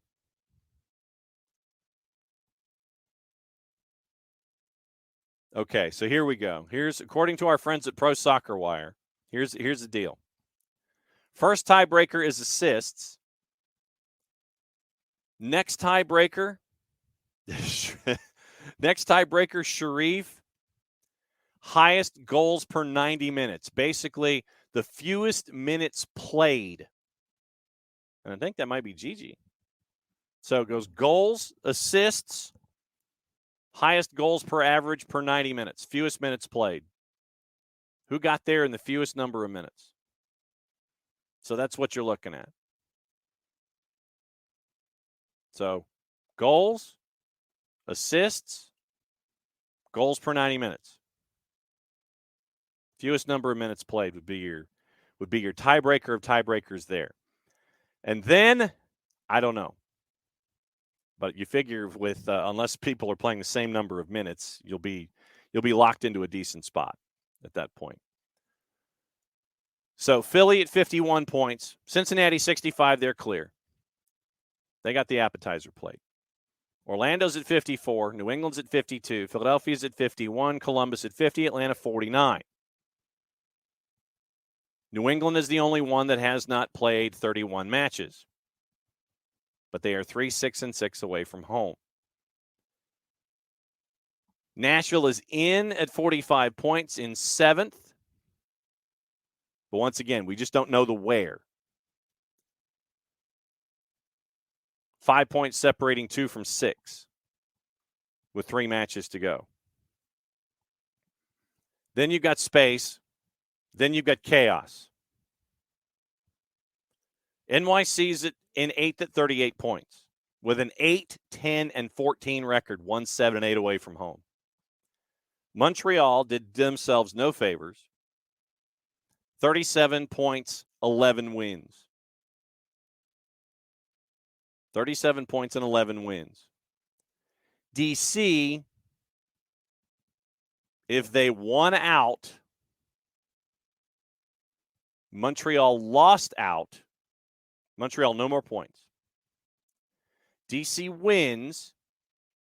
They win out. They would jump Montreal.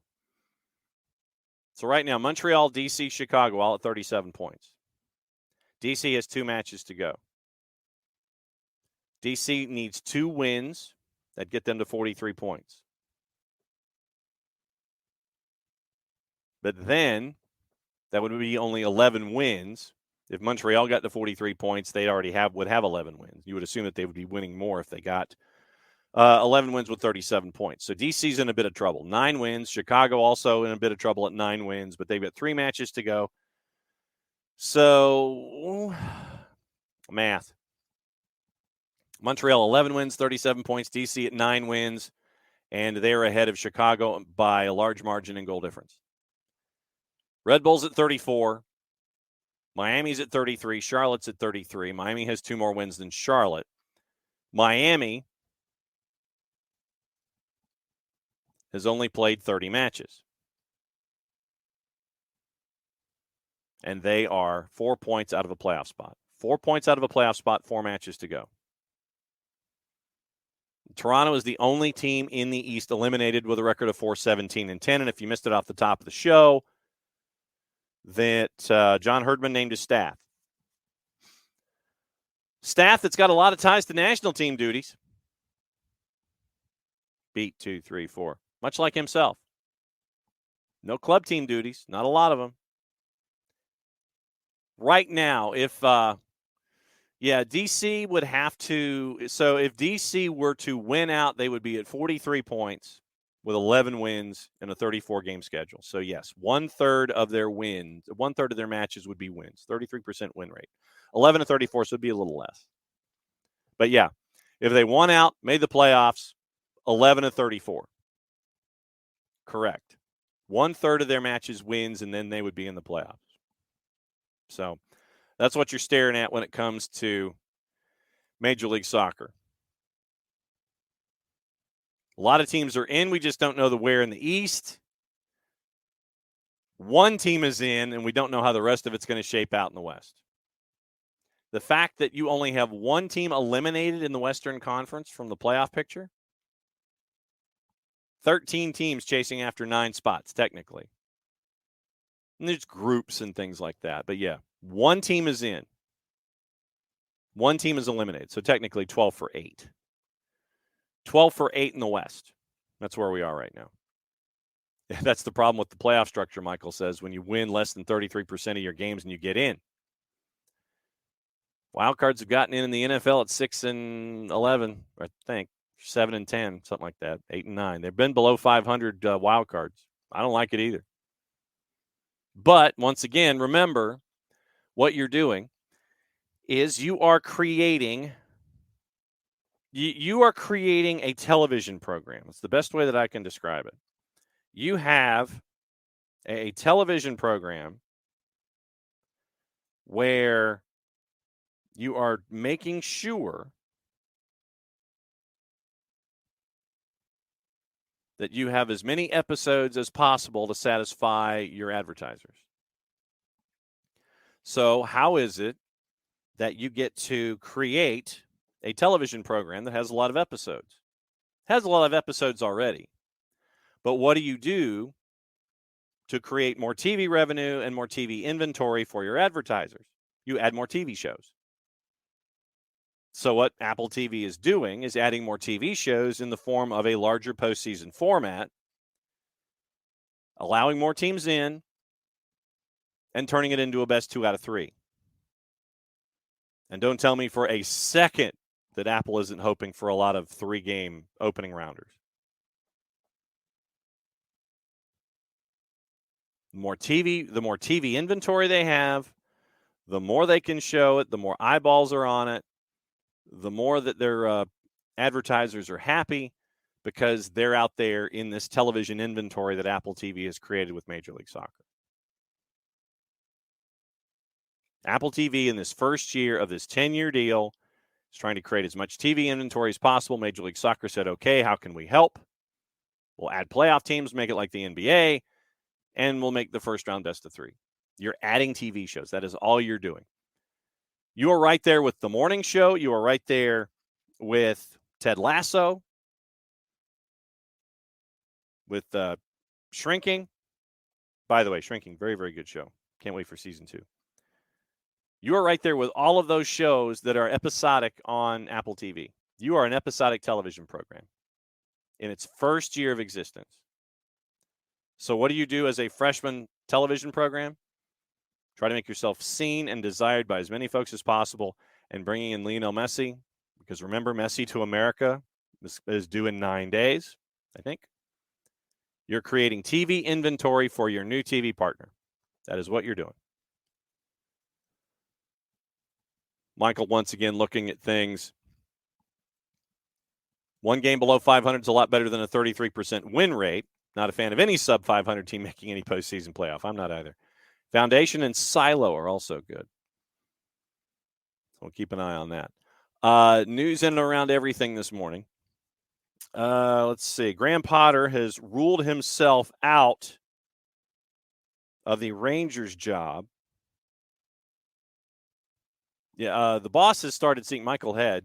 This season of the morning show is quite good. What I saw from the early episodes, Alex is not a very likable character. He's not a very likable character.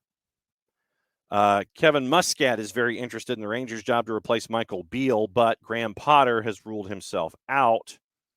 Muscat would be interested in speaking to Rangers. Azad Alkmaar boss Pascal Janssen also keen on the position, with his side currently second the Eredivisie. They've got Georgi Mihailovic right now. Sacked Michael Beal after 10 months after the 3-1 loss to Aberdeen over the weekend. Leaves Rangers 7 points behind Celtic in the Premiership. Spent 10 months at Ibrox after controversially leaving QPR, just a couple months after being appointed the championship boss. Rangers chair John Bennett came up with the 2-sentence thank you that you always see.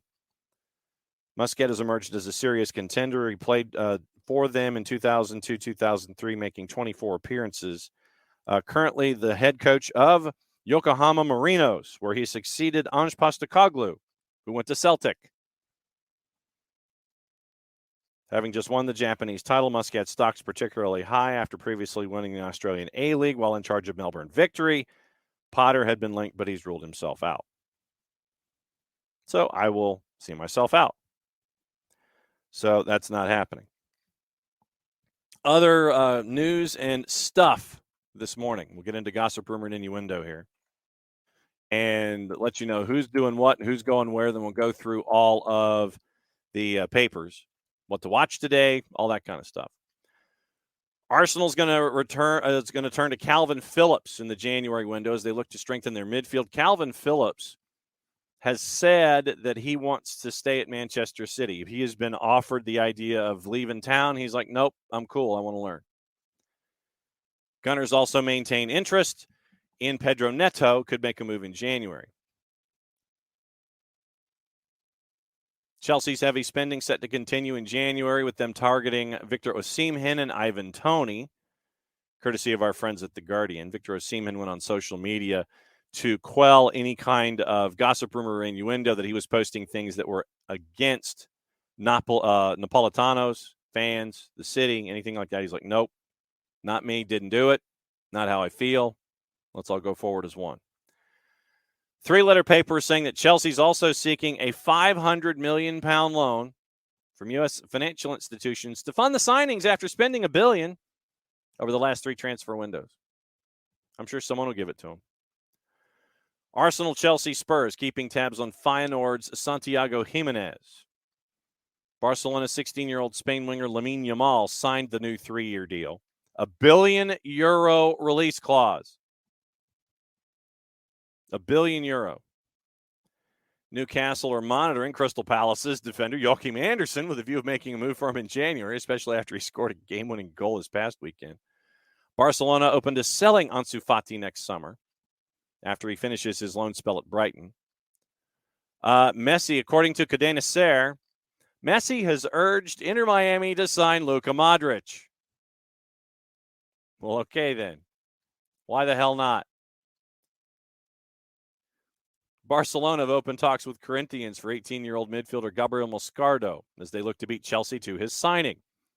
Spurs look to sign Bayer Leverkusen's 24-year-old defender Edmund Tapsoba in January. Juve hoping to tie down Adrian Rabiot on a new 3-year deal after he turned down a move to Manchester United in the summer to sign a 1-year extension. That's from our friends at Tuttosport. Highly rated English youth midfielder Dan Rigg, 17, set to sign a new long-term deal at West Ham, despite interest from 4 Premier League clubs and 2 sides in La Liga. And once again, that is from our friend Fabrizio Romano. Yeah, and Hutch, exactly. It's only money. Why the hell not? You are absolutely correct. It's only money. Look at it as an investment. Eric Ten Hag, Anthony could return for Manchester United against Galatasaray. So keep an eye on that.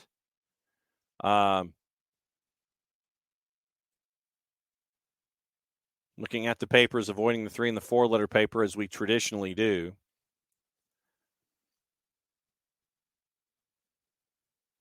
Once again, we mentioned the Messi injury, severity of which has not been revealed. Once again, check your sources.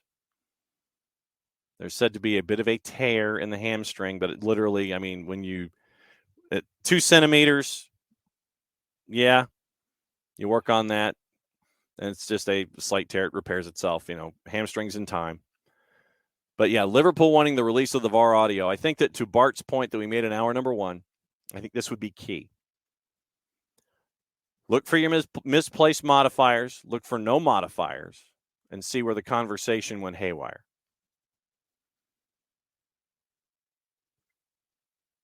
Daily Record is saying, in addition to Janssen and Muscat, Marcelo Gallardo is also in the frame to replace Michael Beale.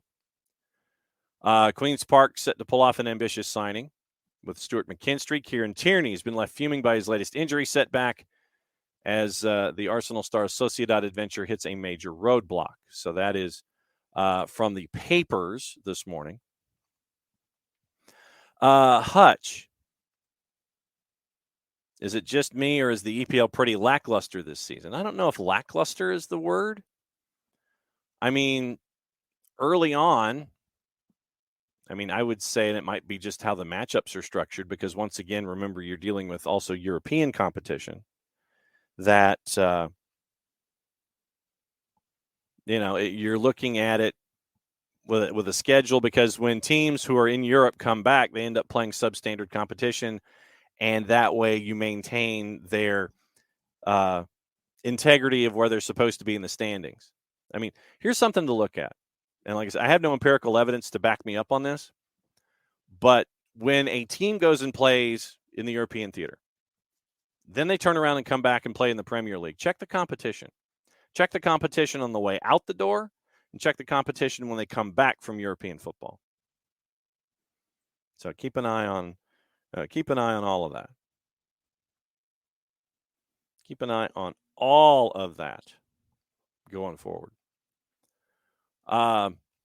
Arsenal are working to extend the contract of Ben White, according to Fabrizio Romano. Next one on the list after Martin Odegaard. Club is happy with his performances, according to Romano. A new deal talks in advance soon.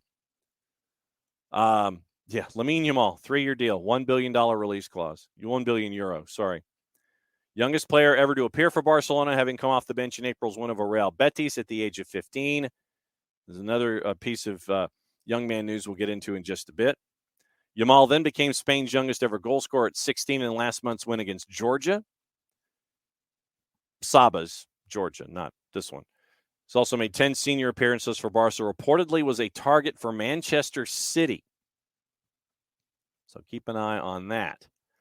Real Madrid reportedly interested in Newcastle stars Alexander Isak and Bruno Guimaraes, with the La Liga giant set to send a scout to watch the duo in action in Champions League, according to the Mirror.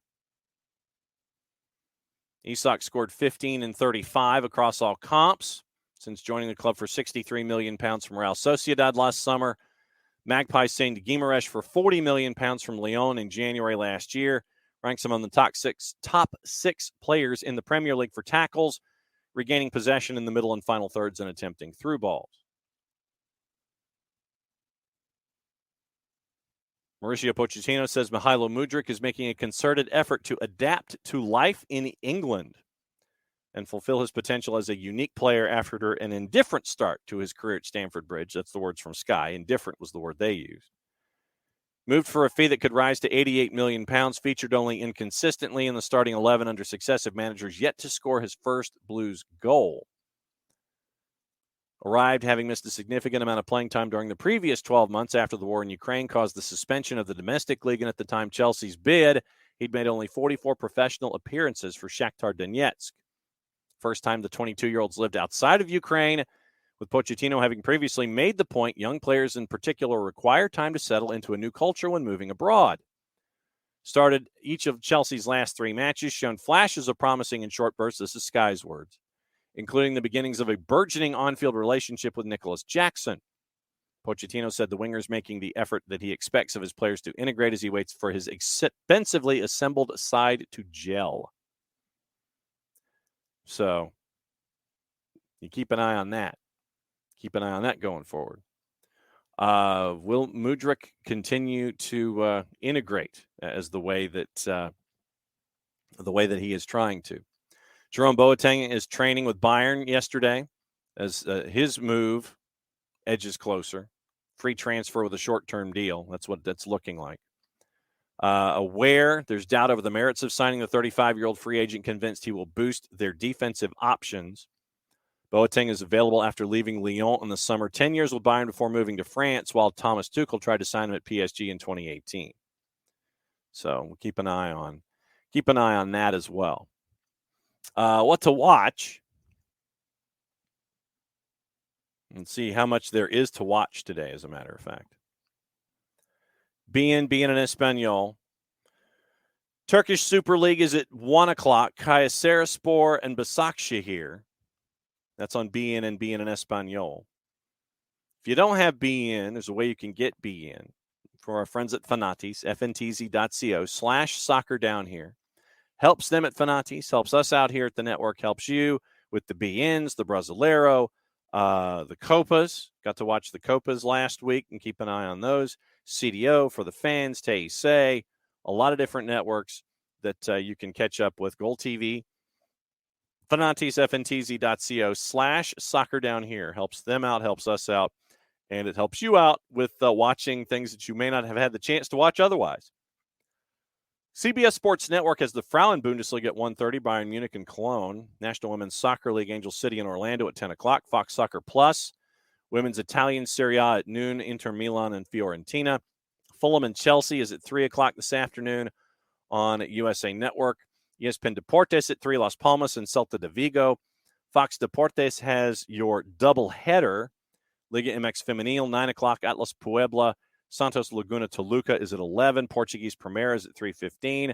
Peruvian Primera is at 9:30 with Universitario and UTC Cajamarca. Universo is your simulcaster for the Premier League. ACC Extra has a couple of matches on the women's side this afternoon. ESPN Plus has La Liga, college men, college women, and Flow has Marquette in Northern Illinois at 8:05 tonight. So that is your viewing. That's your viewing habits today. Rich, with a bit of self-promotion. Nothing wrong with self-promotion. He went on the One Team I went on the One Team We Agree On podcast. It's a union podcast. And so Rich is making public appearances, people. The One Team We Agree On podcast. So if you feel so inclined, listen to Rich there on the One Team We Agree On podcast. The One Team We Agree On. Totwag. Okay.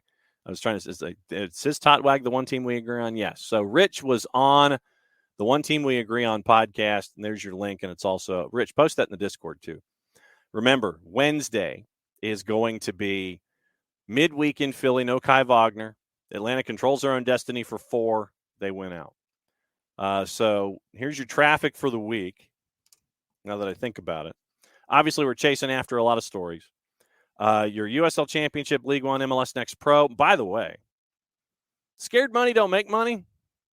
Benny Fellhaber ain't making money. Los Verdos knocked out Sporting Kansas City 2. And that happened in MLS Next Pro. We'll go over that coming up in just a sec before we finish up on Scunthorpe before we go. MLS Next Pro, USL Championship, USL League One, that's tomorrow. Those shows will be out on the network. We are chasing after another interview with one of the new powers, or one of the new franchises in the NPSL. Our friends at Port City are now part of it. If you missed our interview last week with our friends with the Wisconsin Conquerors, that's up on the network as well. You can download the SDH app, available iOS and Android. Go to our friends at Spreaker. It's like speaker with an R in the middle. Do a search for Soccer Down Here for those of you that have iPhones. And for those of you that like college football, OSG Sports side of things, same thing. OSG Sports, the review comes out every Sunday afternoon. We go through everything in college football. That is on all of the OSG Sports socials and on the YouTube channel for OSG Sports and SDH. You can look at that there. So Tuesday is going to be Tuesday, so it'll be a fairly normal show. Then Wednesday, because of what it is, midweek whip around starts off at 9 o'clock. Hopefully, Dylan Butler will be able to join us at 10 o'clock if he is not stuck in traffic getting people to school. And we can get Dylan's thoughts on what happened on the weekend that was, get him ready for the midweek that will be. And I'm sure that there'll be stuff for Bart to talk about when it comes to reffing down here and national teams and things like that. So Bart should be back with us at 10:30 in his normal time slot on Wednesday. Nico will be with us on Thursday at 10:30 to break everything down. We'll talk about Atlanta United and the game in Philly. We'll do that on Thursday's show. And like I said, Nico will join us at 10:30.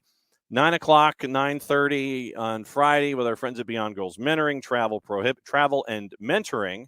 If they're mentoring and if they're traveling, then it might be hard for them to join us at 9:30. But it'll be Greg Garza's turn to talk about things. And then 10 o'clock is your weekend whip around, where we get you ready for the match against Columbus.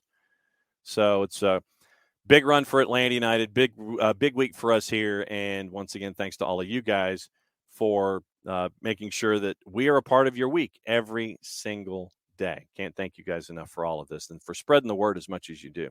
Hutch says, let's give Philly something to boo about. So, Hutch, you would be welcome at the tailgate if you went to the Sons of Ben tailgate on Wednesday. But obviously, there would be a difference of opinion as to the anticipated result from the Sons of Ben and for everything else that goes on during the week. And so if anybody goes up, be nice. Be nice. Hutch would dress as Santa Claus if that would help. So if you're going to Philly, let Rich know. Have fun. Enjoy each other's company at the Sons of Ben tailgate. You go in. The game is what it is. Then after the match is over, go back to the Sons of Ben tailgate if the Sons of Ben are doing their thing. And enjoy your time there before you go back to your hotel. Catch your flight back the next day on Thursday. Maybe listen to the show while you got your wireless going. You got the Wi-Fi going on the plane on the way back on Thursday morning. We'll talk about it then.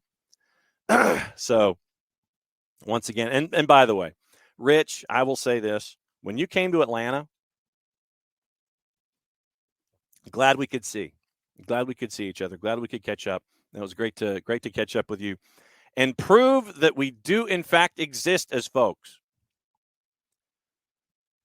There's picture proof that I do exist and that Rich does exist, because we are in the same photo in the supporters tailgate lot.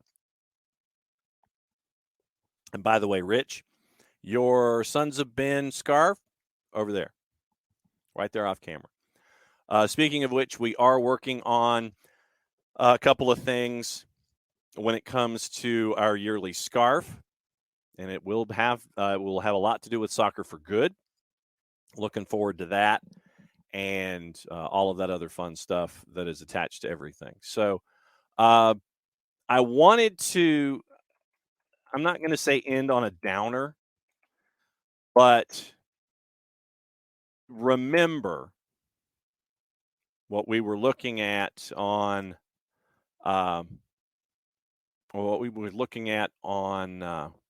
Friday when Jess came in. And it was her situation with Reading and my situation with Scunthorpe. And for us, it was a chance for us to kind of sit there and look at struggling teams and how you're going to be in a bit of it's a tall order sometimes. And it's a lot taller than a lot of other orders. And so the story at Scunthorpe, and what I may do is I may try and chase after our contemporaries there and do a 1v1 as a bit of a cautionary tale, or however you want to phrase it. But this past weekend, we talk about doing good things in soccer. And we talk about doing good things in soccer. And I'm going to post the article for your required reading. Really cool thing that happened. Remember, we said that David Hilton, the guy who decided he wanted to own the place, beginning of the year, basically he's like, nope, I'm done. Less than a year in, he's not throwing in any more money. The team is like, okay, we're going to play one more game at this particular venue, and then we're going to a place in 2 weeks. And the team that's in charge of that place that they're going to for their next home match in 2 weeks was like, well, cool of you to think that, but you got to talk to us first. So you may have a team that is without a country, basically, trying to figure out a place to play, and we'll see what happens. So they lose 3-0 on the weekend. Not necessarily a surprise. National League North. It's the 6th level of football. Collection buckets for an hour and a half before kickoff would raise just over $3,000 to help pay the players. Online fundraiser raised close to £60,000 in a 48-hour period. Fans from 2 podcasts, the Iron Brew and the Iron Hour, raised close to $60,000 to help pay the players. Jimmy Dean after the match, the manager, not that Jimmy Dean, manager Jimmy Dean.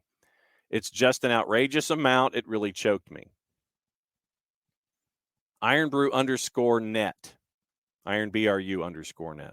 Join forces with the Iron Hour podcast to create a GoFundMe page to support staff at Scunthorpe. Friday was payday. Staff hadn't been paid. The owner stopped funding the club. So the fans got together on a GoFundMe and in 48 hours put together close to £60,000. A fan who came close to buying the club in December sent in almost £1,900. He sent in £1,899 because that was the year of the club's foundation. Another 1,000 came from a former winner of the program Strictly Come Dancing, he says he's been a fan since I was born. Fans of rivals would send in money. They started out wanting to get $10,000. Quoting one of the hosts of the podcast, he said, "We thought that would be a show of solidarity to get to where it has. We just can't believe it. We're in a cost of living crisis, so it's unbelievable that people without any links to Scunthorpe have been so generous." League One to National League North in 5 years. They're in the sixth level of football. Premier League Championship, League One, League Two, National League North. National League North is where they are now. Pros, triple, double, single, advanced. It's like rookie league if you're looking at it from a baseball perspective. Guy arrived in late January to stave off the threat of extinction. He bought the club for $3. Last week told directors he would cease funding the club as he sought to sell his shareholding. Doesn't want to run the club. And there's also a sub-article in the article for required reading, detailed how the guy had previously been sentenced to 2 years for in prison for fraud when he was under a different name. One of 4 names he's used over the years. A tax bill thought to be in the region of $170,000 is already overdue, along with the payroll, which is $90,000 a month. Like I said, they wanted to move to Gainsborough Trinity, 16 miles away, but the folks who were in charge of Gainsborough Trinity, they're like, no, you got to talk to us first.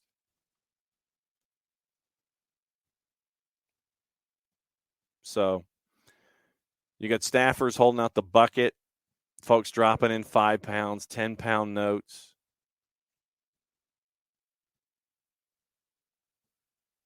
But yeah, so that's your required reading for the day. Quoting the historian, we'll keep fighting, we're not dead yet.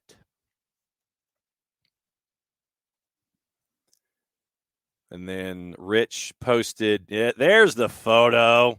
Attaboy. So that's Ricky, Ropes, Rich, me, and Nix. I love that photo. So very, very cool stuff. We do, in fact, exist outside of shows and comment lines and Twitch pitches and things like that in Discords. But it's good to see each other. So if you go Wednesday, be nice. Be nice. Enjoy the game. Enjoy company. Root for your team.